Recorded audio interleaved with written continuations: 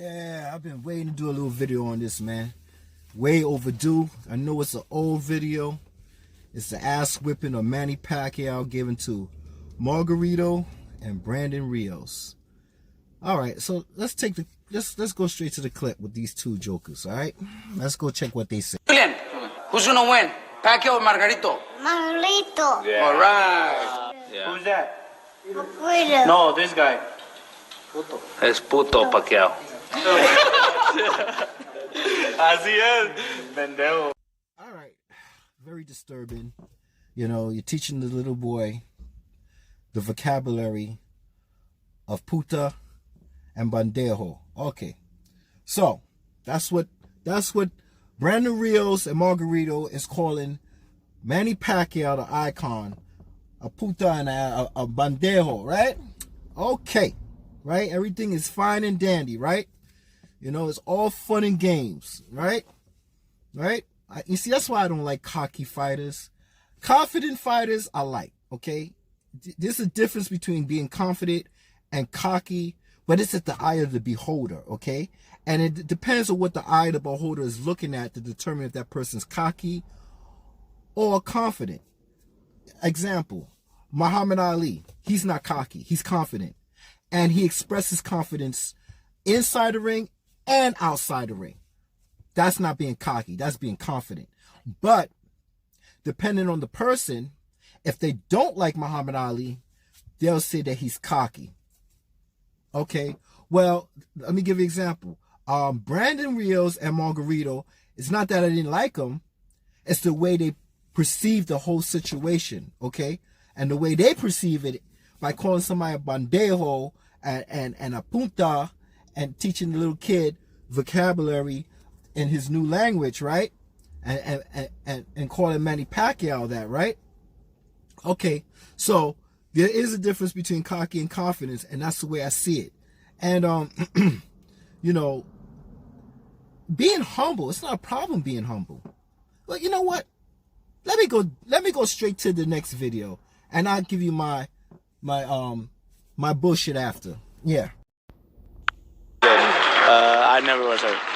Yeah, you talked about coming into this fight, how you had an iron chin, and you showed that tonight. You took all of his punches. You smiled through all of them and showed everybody tonight that as fast and as strong as Manny Pacquiao is, your chin still stood the test against him. You know what, honestly, I didn't feel his power as much. I think I got more stunned with Alvarado than his punches. I never felt his punches. I think what killed me was just his speediness and the awkwardness. He's very awkward, and he throw punches on different angles. I think that's what killed me, but hey, I tried my heart out. Like I said, I came in top shape. I tried to follow the game plan, and it just fucked me. Yeah, usually we're used to seeing you let your hands go and throw more punches and be the aggressor, but at what point did you feel like, oh crap, because you kind of kept your hands up and you weren't throwing as much as we're used to seeing you throw? It's just like every time I throw, I felt like I was going to get countered. Cause like I said, the hand speed, that was it, but Pacquiao did a great job, man. I tip my hat off to Pacquiao and his team. But I tell one thing, though. Freddie Roach, I ain't nobody, journeyman fighter. He was not going to stop me in 4 rounds, 6 rounds. I was coming to fight. I tried to win. I bring my heart out, and he never hurt me. And Manny knows that in the interview after the fight, he said he was so tough. I hit him with everything that he had, and he just would not go down. He gave you a lot of credit for being able to take everything that he gave you and continue to stay on your feet all 12 rounds. Yeah, you know, like I said, he did grind some good shots, but I never got dazed. It was just, I think tonight the factor was the speed. And, oh, man, it just hurts. It hurts deep down inside because I trained.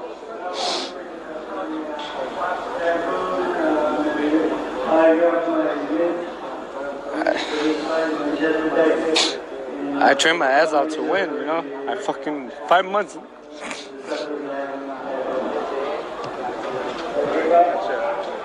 Obviously visibly upset, but a really stand-up guy to give us the interview, Brandon Rios.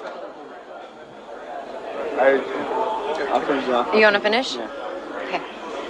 Like I said, it hurts me bad because I work my ass off so hard. 5 months in the gym, training.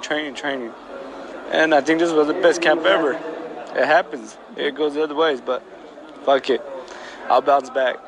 You learn from your mistakes, and I'll come stronger. And you didn't lose to a bum. You didn't lose to anybody. You lost to Manny Pacquiao. I mean, and you held your own. You stayed on your feet. He's still. You think he's still one of the pound-for-pound greats with what you saw tonight? Oh yeah, Yeah, so- he's still up there. He still got it. I think it's just the speed, man. He's very fast, very awkward. I think that's what did it. But other than that,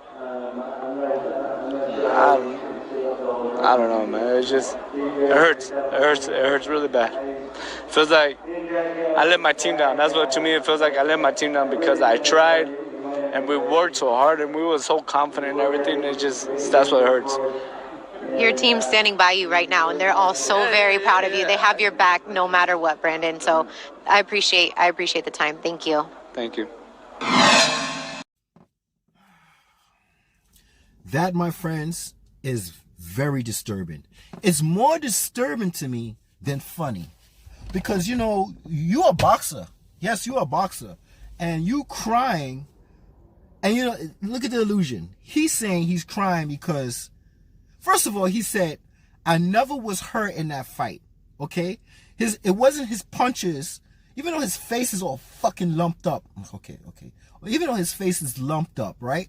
He got all these lumps all over his head like he's growing something, right? He's still with his pride. He's still with his pride. He's saying, I was never hurt. I got a granite chin and I proved myself. You ain't proved shit. Okay? You sticking out your tongue like some little bitch ass, little school ass kid trying to act like he's doing something, right?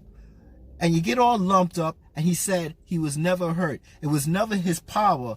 It was his speed. Speed kills, son.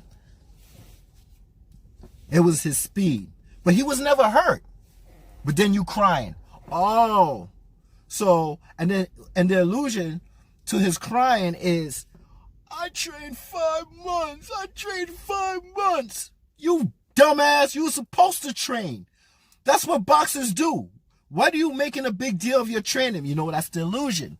You know why? Because it's not the training. It's his pride that hurts. That's why he's crying. That's why he's crying and whining. Okay? Because his pride is hurt. It's nothing to do with his 5 months training.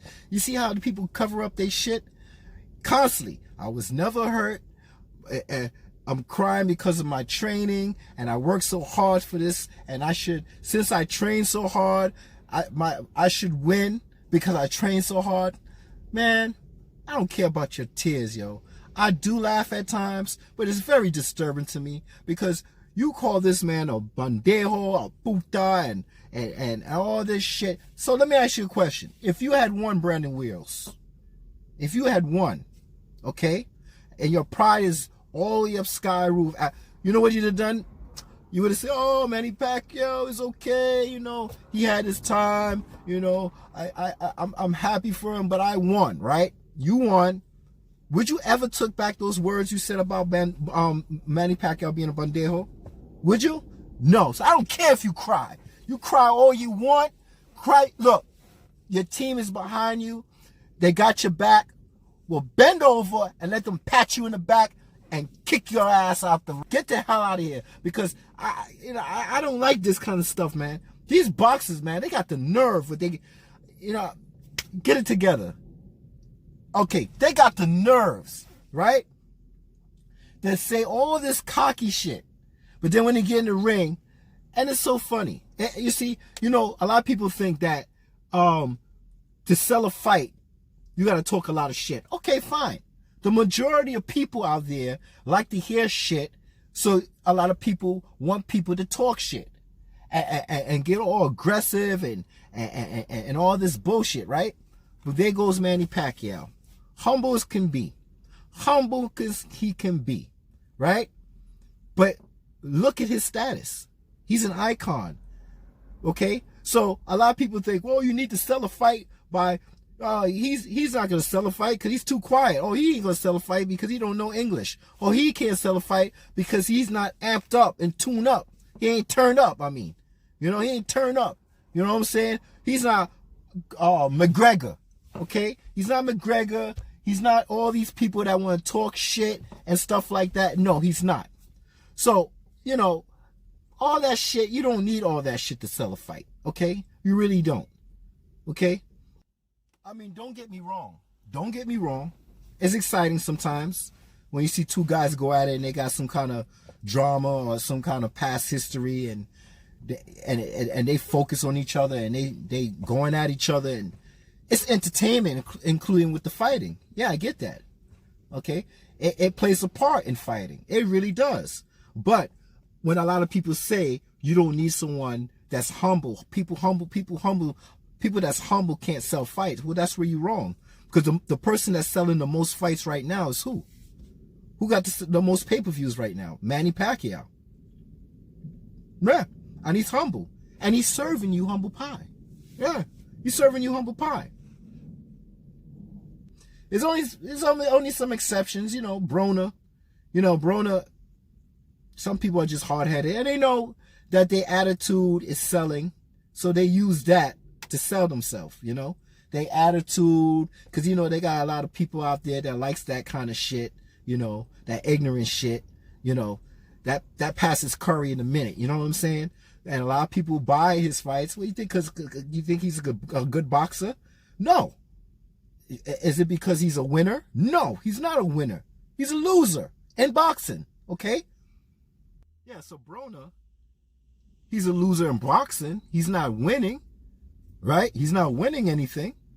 But at the same time, since he's a loser in boxing, he's still a winner in boxing. So this shit goes both ways. You know what I'm saying? Because a lot of people like to hear him talk shit, but they know he's going to lose. But they still buy the fight.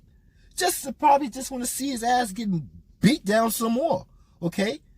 He's a gatekeeper or whatever. Okay? But see, Broner knows that he wants to fight somebody. He wants to fight Devin Haney. He wants to fight anybody because he knows he's going to get this. Okay? He's not worried about winning. Okay? But he could use this to win this. But at the same time, lose. Okay? And it sells. Okay? Because there's always a group of people out there that like that ignorant bullshit talk. And that's it. And he's selling to those people that like it. Or there's people out there that want to see him lose again. That's like there's a lot of people out there that like to see Mayweather lose. And they'll just pay to see Mayweather lose. They're not worried about him winning. They're worried about him losing. Okay? So, that's the way I see it. But, homeboy, if you crying and you whining, you don't put the pride in there talking about, is my training for 5 months, that's why I'm crying, I work so hard. No, you crying because you got your ass whipped, okay? You crying because before the fight, your pride was all the way up here, right? And then after the fight, your pride is all the way down now, and now you ain't got no excuses for why your pride was up so high. You look like a fool. A big fool. You and Margarito look all lumped up. All lumped up. You know what I'm saying? I had to make a video about this. I know it's old. I know those fights are real old. But I think it's very important to this day, to let you know that watch out for these cocky fighters. Because I'm telling you right now, if you want to be cocky, you know, now you put yourself in that stable, in that status to say, well, I'm cocky. I gotta live up to these words. And if you can't live up to these words, don't fucking cry. You got your ass whipped.